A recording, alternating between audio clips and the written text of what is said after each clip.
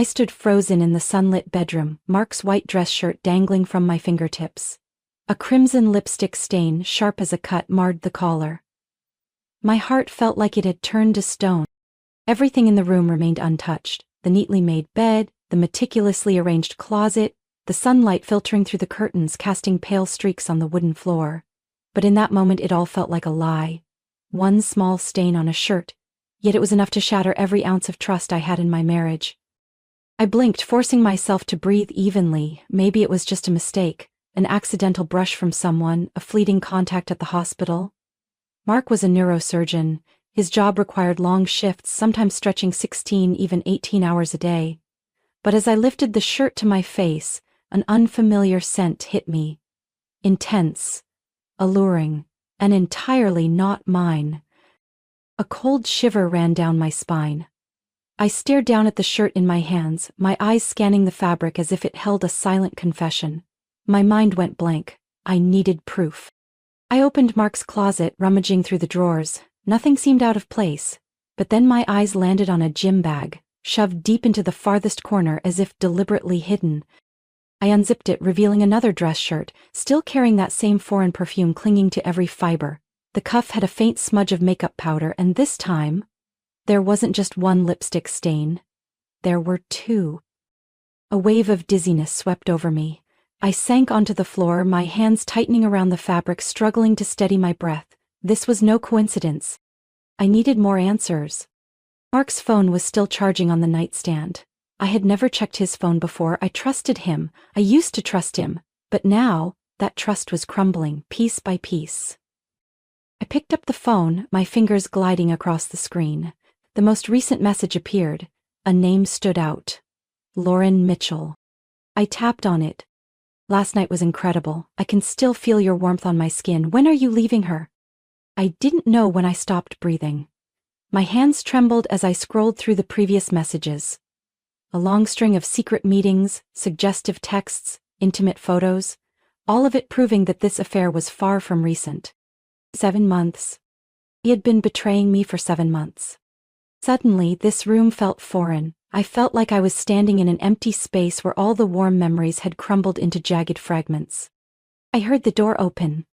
Mark stepped inside, his white coat still on, tie loosened, hair slightly disheveled, as if he had just come from a long day in the operating room. If it were any other day, I would have walked up to him, helped him remove his tie, asked him about his day.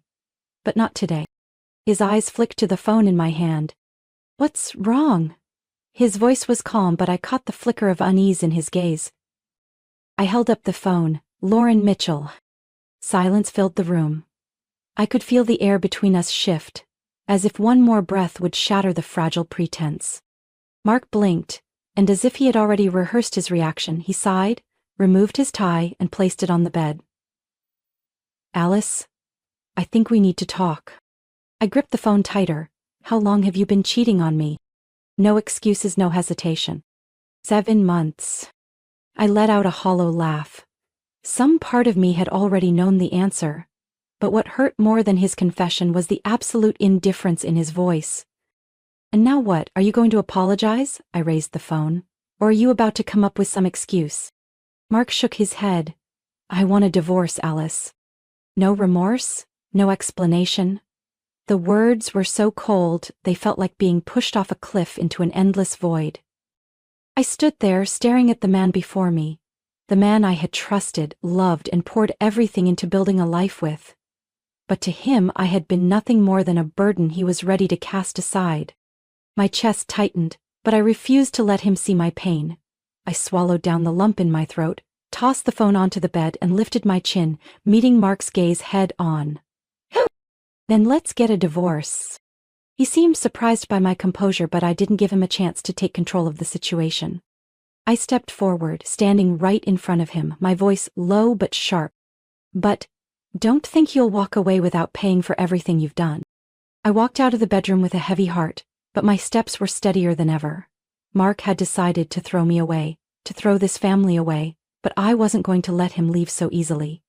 I had spent 12 years building this marriage, sacrificing my career, my dreams to stand behind him, and now he simply declared he wanted a divorce, as if he were signing a business contract? I had no more tears to shed, no more pain to endure, only determination remained. The next morning I drove straight to the office of Patricia Hayes, one of the city's top divorce attorneys. The woman, in her 50s with sharp-cut hair and experienced eyes, flipped through the file in front of her, listening to my story without revealing any emotion. When I got to the part where Mark coldly pulled out of our marriage, she simply set her pen down. "You need to prepare for a battle," she said, her voice devoid of embellishment. "But if you want the upper hand, we need to find out exactly what he's hiding." I frowned. "You think he's hiding something?" Patricia leaned forward, her gaze piercing. "Alice, I've been doing this for over 20 years. When a man like Mark decides to divorce so casually, without any concern for assets or custody, it means he already has a plan. And that plan includes hiding things that should rightfully belong to you." I clenched my hands in my lap. I didn't want to believe Mark could be deceitful about money, but after everything, what wasn't he capable of? "So what do I do?" Patricia gave a faint smile. "We start with the finances." She instructed me to gather all financial documents I could find. Bank statements, pay stubs, tax returns, joint asset agreements. That night, after putting the kids to bed, I opened the safe in Mark's study, flipping through stacks of papers. When I reached the bank transactions, the numbers on the screen made my blood run cold. The withdrawals, $5,000, $10,000, sometimes even $20,000, flowing steadily into an account under the name Silverbrook Holdings, LLC, a company I had never heard of. I printed everything I found and brought it to Patricia the next morning. As she scanned the statements, her brows furrowed slightly. "We need to find out what Silverbrook Holdings is." I looked at her. Could Mark have a secret account? Patricia sighed. "I've seen this before. But what worries me is that this isn't just savings. It looks like this money is being funneled for a specific purpose." A chill ran through me. What purpose? Strick called a financial expert she trusted, and within a day we had results. Silverbrook Holdings was a shell company registered in another state, under Mark's name alone. No clear business activities, no legitimate investment records. A ghost company. My stomach twisted. Could he be... I hesitated, afraid to voice the thought in my head. Could he be using that money to support Lauren? Patricia shook her head. Possibly. But this isn't just about funding a mistress.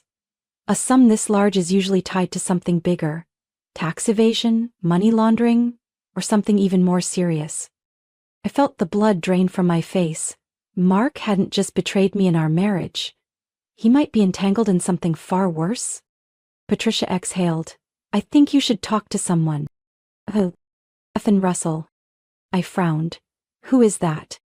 Dr. Ethan Russell used to be Mark's colleague at the hospital, but 2 years ago he suddenly left, and no one knew why. There were rumors that he discovered something unusual at the hospital, but no one dared to ask too many questions. My hands clenched. A deep unease settled over me. "How do I meet him?" Patricia smiled. "I have his contact. You just need to ask the right questions." That evening, I sat in my car outside a small cafe, my hands wrapped tightly around a warm paper cup. Ethan Russell walked in. A man in his 40s, streaks of gray in his hair, his face sharp but weary. He sat across from me, studying me in silence before speaking. "I've been expecting this call for a long time." I froze. Ethan took a sip of coffee and said slowly, "Alice, you're not the first to question Mark. But if you want the truth, you need to be prepared. What you're about to learn could change everything." I didn't take my eyes off him. "Then tell me," I whispered. "What's the truth?" Ethan Russell stirred his coffee, his sharp eyes locking onto mine as if assessing whether I was truly ready to hear what he had to say. "I didn't leave the hospital because I wanted to," he began, his voice calm but laced with bitterness. "I was forced out, because I knew too much." I held my breath, feeling my heart pound in my chest. "About Mark?" Ethan nodded slowly. "Not just Mark, but an entire system that has been in place for years. When I worked there, I was involved in research on reproductive health and in vitro fertilization. I discovered certain anomalies in patient records. Things that had no place in a prestigious hospital like that." He paused, looking directly at me. "Have you ever heard of Brugada syndrome?" I shook my head, though the name sounded vaguely familiar. It's a heart condition that can cause dangerous arrhythmias, and it's genetic. If someone has it, there's a high likelihood they'll pass it on to their children. I froze. A thought flashed through my mind. Something I had never considered until now. You're saying Mark has a heart condition? Ethan nodded. Yes. He never wanted anyone to know. A neurosurgeon with a heart defect? That would be career-ending. And Mark never accepts anything that could make him look weak. The puzzle pieces in my mind started to align, forming a twisted but unmistakably clear picture. What did he do? My voice was dry. Ethan leaned back in his chair, his expression grim. Mark knew that if he had children, there was a high risk they would inherit the condition. But he also knew how much you wanted kids. So instead of giving up on the idea, a chill ran down my spine. I don't understand. Ethan sighed, setting his coffee cup down. During the IVF process, Mark secretly ensured that his sperm was never used. I froze. The words echoed in my mind, but it took several seconds for me to fully grasp their meaning. No, that's impossible, I stammered. Did you ever personally see the sperm sample records during the IVF process? Ethan asked. I shook my head, trying to recall. I trusted him. I believed we were using his sample. You only believed what he told you. Ethan gave a bitter smile, and he knew that. The system allows those with power to manipulate the process without raising suspicion. The world around me spun. I had endured countless failed pregnancies, suffered through unimaginable heartbreak, and now I was finding out that it had all been built on a lie?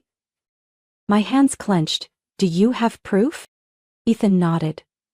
I collected some records before I left, but if you really want to know the truth, you can do a DNA test. I nearly collapsed into my chair. A DNA test? I had never considered it, had never had a reason to doubt Mark's connection to our children.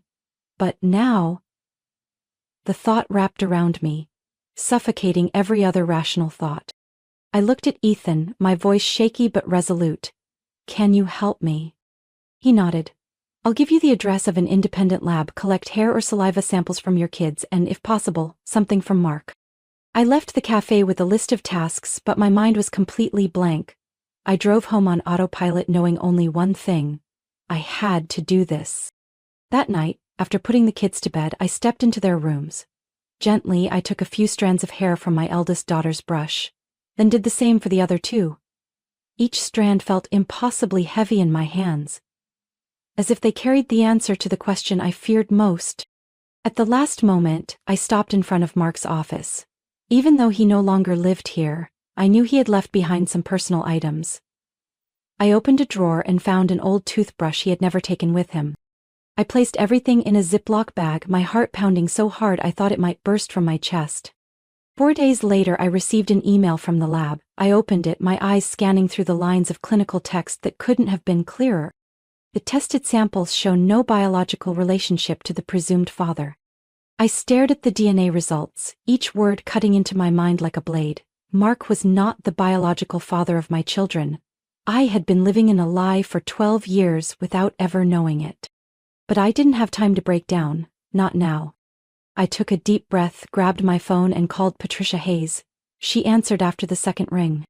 I need to see you immediately, I said, keeping my voice steady. I have proof. At Patricia's office, I placed the DNA results on the table. Her eyes narrowed as she read through each line. This is what I suspected, she murmured, her voice low. But to build a case, we'll need more. I nodded. I want him to pay, not just for me but for any other children who may have been deceived the same way. Patricia leaned back in her chair, studying me as if measuring my determination. Finally, she nodded. All right. There's someone you should meet. 2 days later, I sat in a small cafe across from Michael Dawson, a seasoned investigator specializing in medical fraud. The middle-aged man with salt and pepper hair flipped through the documents I had brought, his eyes sharpening when he reached the bank records for Silverbrook Holdings. Mark Carter isn't the first person I've seen do this, Dawson said, his voice steady and firm. But he's careful. He doesn't leave easy trails. I tightened my grip on my hands. I don't care how careful he is, I want this exposed. Dawson watched me for a long moment, then set the stack of documents down. We need more evidence. If Mark manipulated your IVF process, there's a high chance other families were victims too. My stomach felt heavy. The thought of others going through the same deception filled me with both anger and grief. Where do we start? Dawson folded his hands and nodded.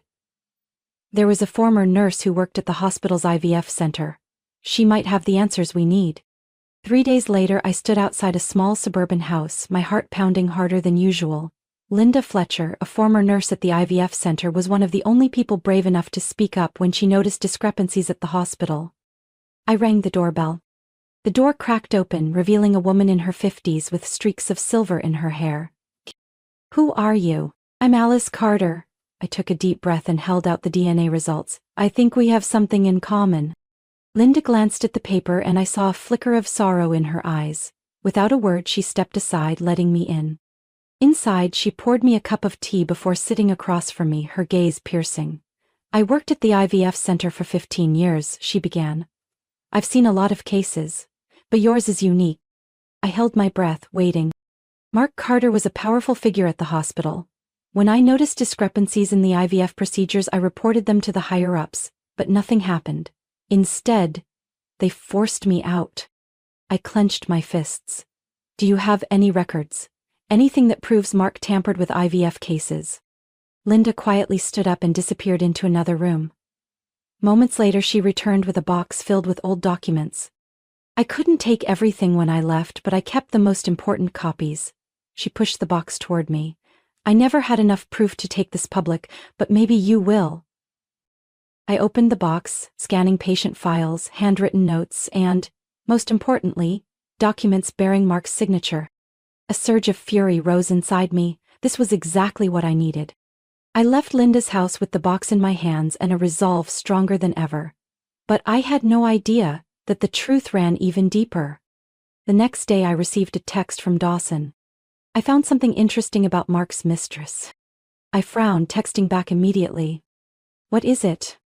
Minutes later, Dawson sent a file attachment. I opened it and instantly my blood ran cold. Lauren Mitchell was not just a mistress.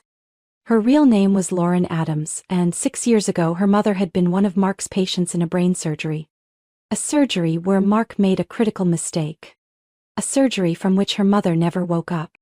Lauren had changed her last name, approached Mark, seduced him, and now, she wasn't by his side for love. She had another reason. She was seeking revenge too. I stared at my phone screen, a cold chill running down my spine. Mark thought he was in control of everything. But in reality he had been swept into a storm he didn't even see coming. And I was going to be the one to end it all. I sat in my car, staring at the glowing lights of the Rutherford Grand Hotel, the venue for Mark Carter's honorary gala, celebrating the man who used to be my husband, once praised as an exceptional doctor, a perfect spouse. I let out a quiet laugh. Perfect? A cheater, a liar, a man who manipulated his own family and possibly ruined the lives of many others. And tonight, I was going to tear down that facade. I had spent the past month meticulously planning every detail. I had worked with Michael Dawson, providing him with all the documents that Linda Fletcher and I had gathered, irrefutable proof that Mark had manipulated IVF procedures, replacing his own sperm with anonymous donor samples. Law enforcement and investigators were ready. They were just waiting for the right moment. And I had chosen tonight. I adjusted my dress, a dark blue silk gown that hugged my frame, elegant enough for the gala, striking enough to demand attention. I was no longer Alice Carter, the devoted wife of Mark. Tonight, I was Alice, the woman who would put an end to it all. I stepped into the grand hall, my eyes sweeping over the dazzling chandeliers and lavishly set tables. Mark stood near the stage, shaking hands with colleagues, a smug smile plastered on his face. Beside him, Lauren Mitchell, or rather Lauren Adams, clung to his arm, her crimson dress flashing like a warning sign. I crossed the room, holding a cream-colored envelope in my hand. Inside, the DNA results and financial records of Silverbrook Holdings. I stopped in front of Mark's table and placed the envelope right before him. "Congratulations, Mark," I said sweetly. His eyebrows lifted slightly, momentarily surprised to see me here, but his arrogant smile remained. "Alice," he replied, glancing at the envelope, "I didn't think you'd come." "Why wouldn't I?" I tilted my head, offering a small smile. This is your special night after all? Lauren stood beside him watching me intently as if trying to figure out what I was up to. I met her gaze but said nothing. Mark opened the envelope and flipped to the first page. In an instant the smile on his lips froze. What is this? His voice dropped, a flicker of confusion in his eyes. I leaned in, my voice low enough for only him to hear. It's proof of what you've done. Of the children who aren't yours. Of the families you deceived. And of the money you thought no one would ever find. His face paled. Lauren glanced at the documents, her lips slightly parted as if she, too, was just realizing something. You should read it carefully before the night ends, I said, stepping back, because I don't think you'll be leaving here as a free man. Before Mark could respond, the microphone crackled to life, announcing the beginning of the ceremony.